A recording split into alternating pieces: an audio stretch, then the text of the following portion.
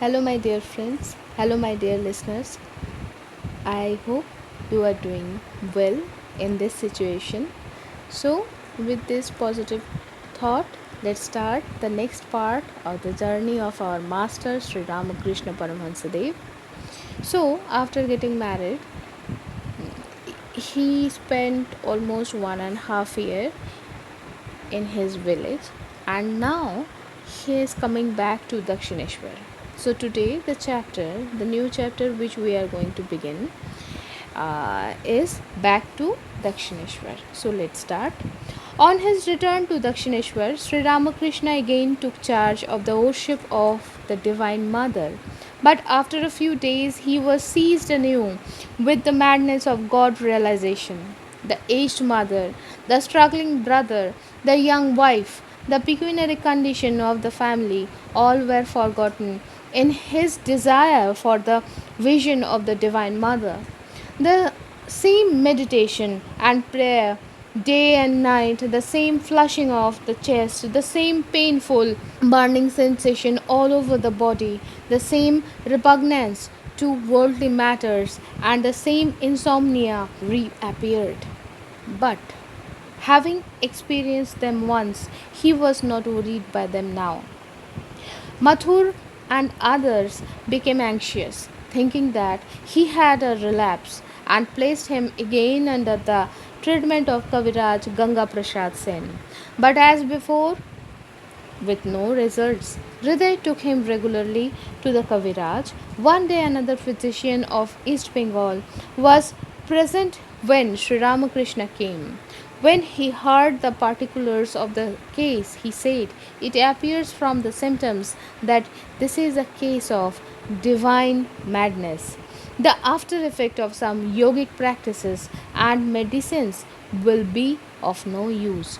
Sri Ramakrishna himself said later on that this was the first physician to diagnose the true nature of his case, but nobody attached any importance to this statement at the time.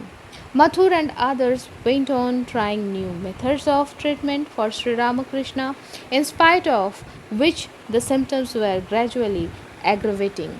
The doctor who actually diagnosed this as a divine madness or God realization or God madness, he some say that it was Durga Prasad Sen, brother of Ganga Prasad.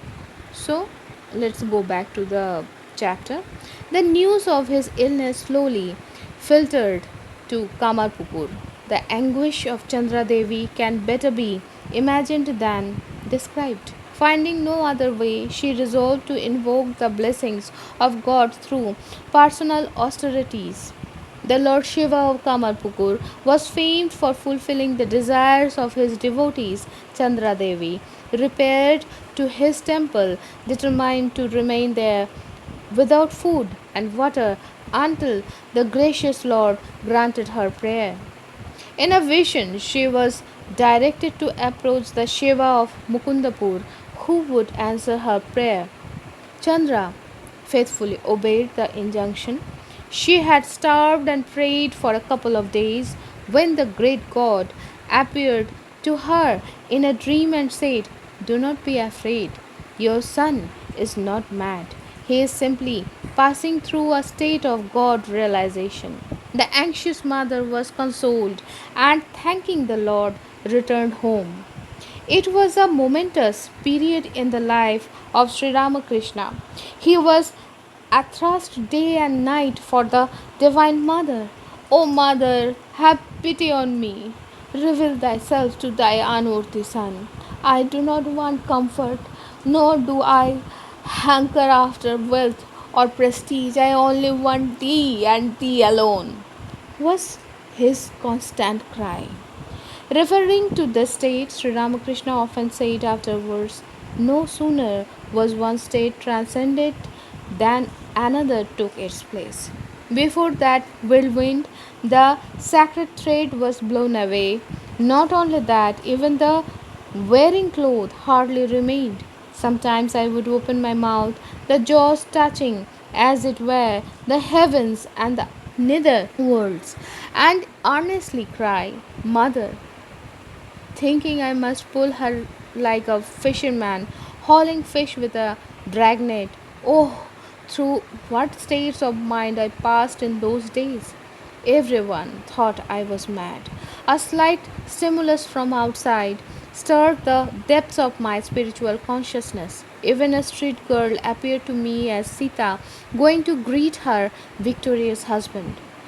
One day I saw an English lad standing cross legged against a tree. Immediately the thought of Krishna was suggested to my mind, and I went into deep meditation. At one time I would roam in the temple premises with a bamboo on my shoulder.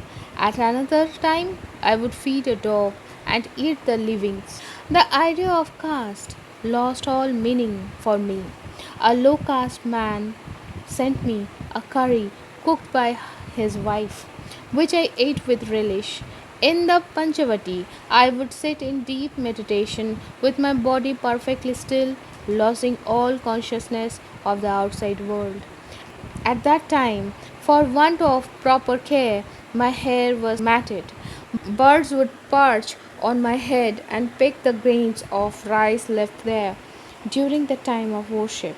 Often snakes would crawl over my motionless body, and neither I nor the snakes knew it. Oh, what visions flitted past my eyes day and night! About his wonderful experiences of this period, he said, as I sat down to meditate, I would find a sannyasin emerging from my body with a trident in hand and directing me to concentrate my mind on God. Leaving aside all other thoughts, he threatened to plunge his weapon into my body if I do not do so. When the Papa Purusha, the personification of sin, came out of my body, it was the same sannyasin who killed him. When I wished to see some deities in distant places or participate in religious chantings held far off, I would see this shining figure step out of my body, go along a luminous path to those places, and re enter my body after fulfilling the particular desires.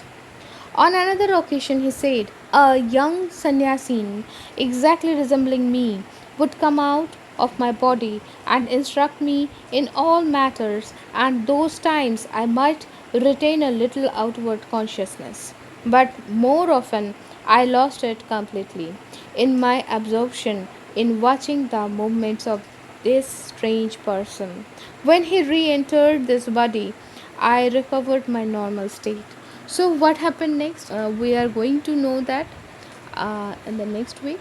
So, till then, I must say be happy, be healthy, be jolly, and keep praying. Shubhamastu.